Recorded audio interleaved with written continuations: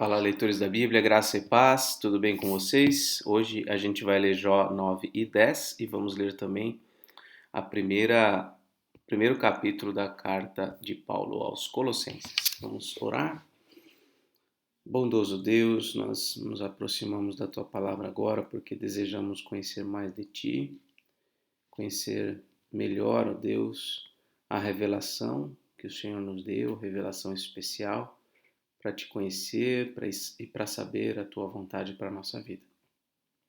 Nos guia, Senhor, nessa leitura, nos ajuda a meditar fielmente na tua palavra e transforma-nos segundo o teu querer. Pedimos em nome de Jesus. Amém. Jó, capítulo 9. Aqui é a resposta de Jó ao seu amigo chamado Bildade.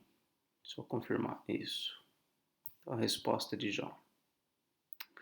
Então Jó respondeu: Na verdade, sei que assim é, porque como pode um mortal ser justo diante de Deus? Se quiser discutir com ele, nem a uma de 1000 coisas lhe poderá responder. Ele é sábio de coração e grande em poder. Quem ousou desafiá-lo e sobreviveu?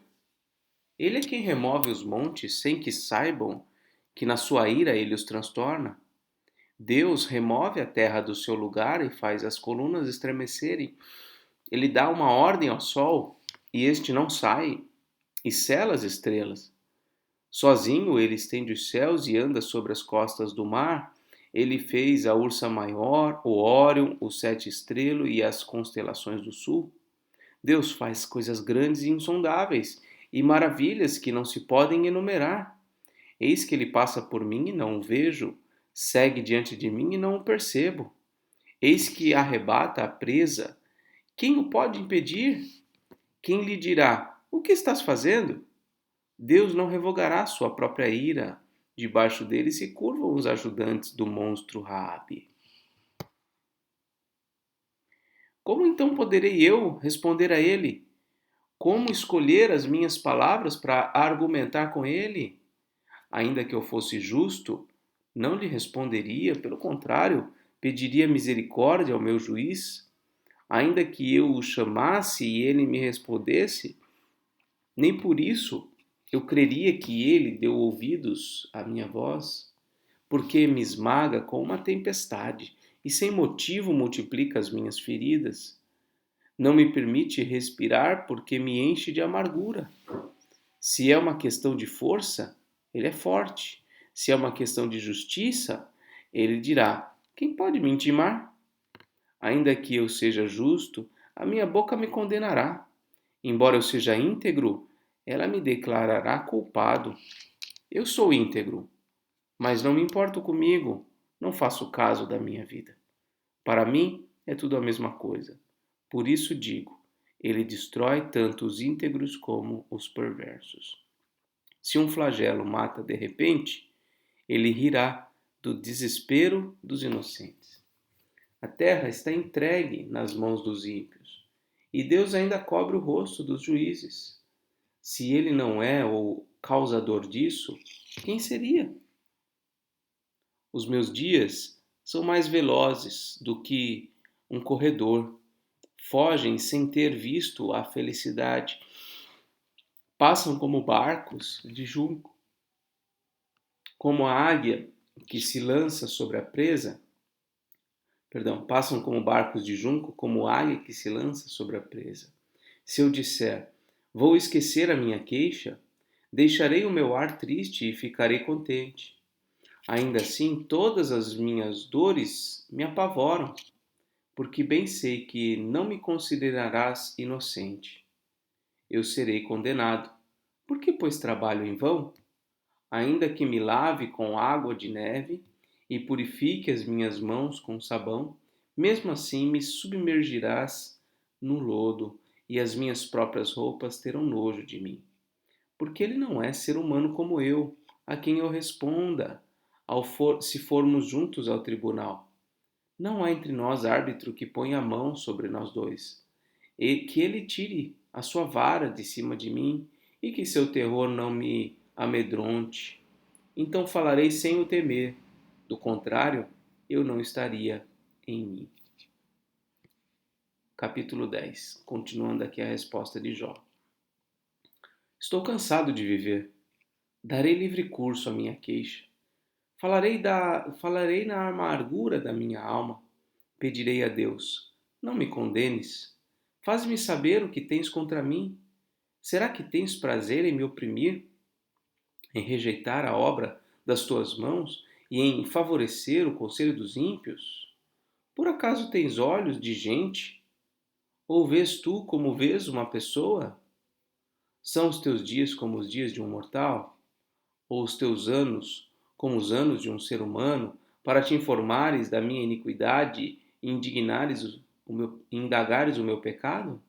Bem sabes que eu não sou culpado, todavia, não há ninguém que possa me livrar da tua mão. Veja que várias vezes aqui ele defende a sua integridade. Bem sabes que eu não sou culpado, né? Mas mesmo assim, ninguém pode me livrar da tua mão. As tuas mãos me plasmaram e me fizeram, porém novamente. As tuas mãos me plasmaram e me fizeram, porém agora queres destruir-me. Lembra-te de que me formaste como em barro, e agora queres reduzir-me a pó. Por acaso não me derramaste como leite e não me coalhaste como queijo? De pele e carne me vestiste, e de ossos e tendões me teceste. Tu me deste vida e bondade, e o teu cuidado guardou o meu espírito. Mas ocultaste essas coisas no teu coração, e agora sei que este era o teu plano. Se eu pecar, tu me observas, e da minha iniquidade não me perdoarás. Se for iníquo, ai de mim. E se for justo, não ouso levantar a cabeça, pois estou envergonhado, e olho para a minha miséria. Porque se levanto a cabeça, tu me caças como um leão feroz, e de novo revelas o teu poder maravilhoso contra mim. Renovas contra mim as tuas testemunhas e multiplicas contra mim a tua ira. Males e lutas se sucedem contra mim. Por que me tiraste do ventre de minha mãe? Eu deveria ter morrido antes que um olho me visse.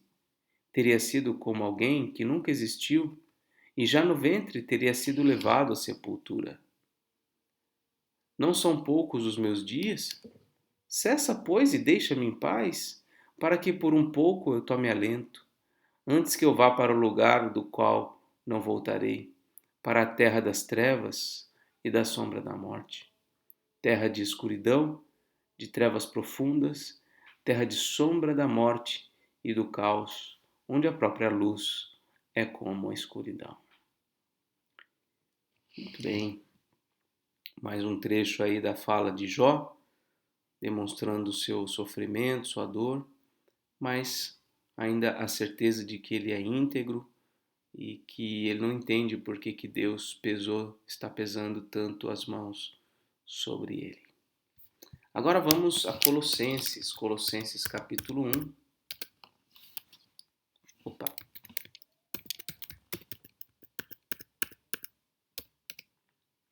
Isso. A carta de Paulo aos Colossenses é bem curtinha, tem apenas 4 capítulos, e nós vemos aqui quase que um breve tratado de cristologia.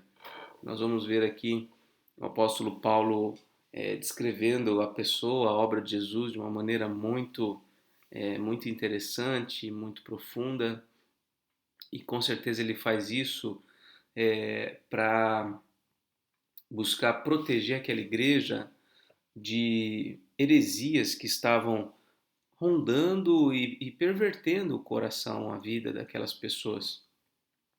As igrejas no primeiro século, assim como hoje, né, tinha muitos falsos profetas que adentravam a igreja e começavam a ensinar heresias. Então, as cartas de Paulo também têm esse viés apologético, no sentido de procurar defender a verdade do evangelho para as igrejas, para que as igrejas não sucumbissem ao erro, à mentira, à heresia.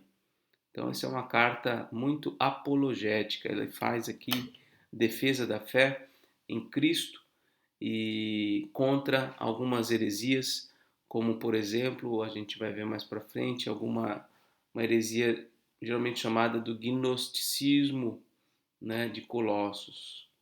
Bom, vamos ler aqui então o capítulo 1. Paulo, apóstolo de Cristo Jesus, pela vontade de Deus, e o irmão Timóteo, aos santos e fiéis irmãos em Cristo que estão em Colossos. Que a graça e a paz de Deus, nosso Pai, estejam com vocês. Damos sempre graças a Deus, Pai de nosso Senhor Jesus Cristo, quando oramos por vocês, desde que ouvimos da fé que vocês têm em Cristo Jesus e do amor que vocês têm por todos os santos, por causa da esperança que está guardada para vocês nos céus. Desta esperança vocês ouviram falar anteriormente por meio da palavra da verdade do Evangelho, que chegou até vocês. Esse Evangelho está produzindo fruto e crescendo em todo o mundo, assim como acontece entre vocês, desde o dia em que ouviram e entenderam a graça de Deus na verdade. Isso vocês aprenderam de Epáfras, nosso amado conservo, e em relação a vocês, fiel ministro de Cristo, o qual também nos contou do amor que vocês têm no Espírito. Então, aqui Paulo agradece a Deus pela igreja, pelo que ele ouviu de bom a respeito da igreja, do amor que eles têm tido uns pelos outros, da esperança que eles têm guardado no Senhor, pelo conhecimento que eles tiveram da verdade, o fruto do Evangelho que tem sido produzido naquela igreja. Então, vários motivos de gratidão. A oração dele agora. Por esta razão também nós, desde o dia em que soubemos disso, não deixamos de orar por vocês e de pedir que transbordem no pleno conhecimento da vontade de Deus em toda a sabedoria e entendimento espiritual. Dessa maneira, poderão viver de modo digno do Senhor para o seu inteiro agrado, frutificando em toda boa obra e crescendo no conhecimento de Deus. Assim vocês serão fortalecidos com todo o poder, segundo a força da sua glória, em toda a perseverança e paciência, com alegria, dando graças ao Pai que os capacitou a participar da herança dos santos na luz. Então, essa oração que Paulo faz, né, para que eles transbordem no pleno conhecimento da vontade de Deus, para que eles tenham sabedoria, para que eles tenham entendimento espiritual, né? E dessa maneira eles poderão viver de maneira digna, olha só o detalhe aqui, para o seu inteiro agrado. Esse é o grande objetivo da nossa vida, a gente viver de uma maneira que seja agradável a Deus, não agradável a nós mesmos, agradável a Deus, frutificando em toda boa obra, crescendo no conhecimento de Deus. É isso que Deus quer para nós, né? E aí ele fala aqui, começa a falar da excelência da pessoa e da obra de Cristo. Ele diz: Ele nos libertou do poder das trevas e nos transportou para o reino do Filho amado, do seu Filho amado, em quem temos a redenção, a remissão dos pecados. Ele é a imagem do Deus invisível, o primogênito de toda a criação, pois nele foram criadas todas as coisas, nos céus e sobre a terra, as visíveis e as invisíveis, sejam tronos, sejam soberanias, quer principados, quer potestades, tudo foi criado por meio dele e para ele. Ele é antes de todas as coisas, nele tudo subsiste. Ele é a cabeça do corpo, que é a igreja. Ele é o princípio, o primogênito dentre os mortos, para ter a primazia em todas as coisas. Porque Deus achou por bem que nele residisse toda a plenitude e que, havendo feito a paz pelo sangue da sua cruz, por meio dele reconciliasse consigo mesmo todas as coisas, quer sobre a terra, quer nos céus. E vocês que no passado eram estranhos e inimigos no entendimento, pelas obras más que praticavam, agora, porém, ele os reconciliou no corpo da sua carne, mediante a sua morte, para apresentá-los diante dele, santos, inculpáveis e irrepreensíveis, se é que vocês permanecem na fé, alicerçados e firmes, não se deixando afastar da esperança do Evangelho que vocês ouviram e que foi pregado a toda criatura debaixo do céu e do qual eu, Paulo, me tornei ministro. Então, esse primeiro trecho aqui é muito interessante, especialmente aqui do versículo 15, né, em diante. Nós temos uma música aqui do projeto Sola, cujo título da música, o nome da música é Colossenses 1. Procure aí para você ouvir. É muito interessante, edificante a música. Inclusive a gente cantou ontem no culto Colossenses 1 do projeto Sola. Agora me alegro nos meus sofrimentos por vocês e preencho o que resta das aflições de Cristo na minha carne, a favor do seu corpo, que é a Igreja, da qual me tornei ministro, de acordo com a dispensação da parte de Deus que me foi confiada em favor de vocês, para dar pleno cumprimento à palavra de Deus. Um mistério que esteve escondido durante séculos e gerações, mas que agora foi manifestado aos seus santos. A estes, Deus quis dar a conhecer a riqueza da glória deste mistério entre os gentios, que é Cristo em vós, Cristo em vocês, a esperança da glória. Este Cristo nós anunciamos advertindo a todos e ensinando a cada um em toda sabedoria, a fim de que apresentemos cada pessoa perfeita em Cristo. É para esse fim que eu me empenho, esforçando-me o mais possível, segundo o poder de Cristo que opera poderosamente em mim. São palavras muito boas para a gente poder estudar e refletir, né? Aqui eu gosto muito da carta de Paulo aos Colossenses, esse trecho aqui que ele fala que ele é ministro de Deus, para dar cumprimento à revelação do mistério. E ele disse que esse mistério de Deus, que foi desconhecido no passado, é Cristo em vocês, a esperança da glória. Né? O Cristo chegando ao coração, à vida dos gentios e tornando-os participantes do povo de Deus. Paulo já se referiu a esse mistério lá na carta aos Efésios, como a gente já leu, e aqui novamente ele menciona essa questão do mistério agora revelado, né? Cristo em nós, a esperança da glória. Muito bem, essa foi a leitura então do primeiro capítulo.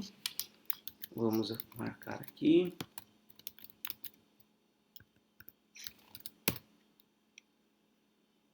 Essa foi a leitura de hoje. Que Deus te abençoe.